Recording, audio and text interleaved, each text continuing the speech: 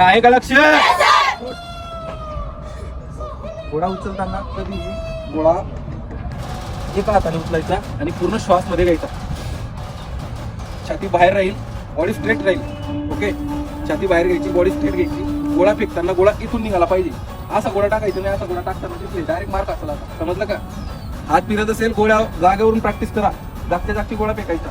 जर नाही बनली बावड्यांनो किती ताकद लावा, गोळा आउट ऑफ होत नाही. समजलं का? गोळा फेकताना कधी आकाशाकडे बघायचं किंवा वरच्या बाजूला बघायचं. गोळा फेकताना जोरात आवाज द्यायचा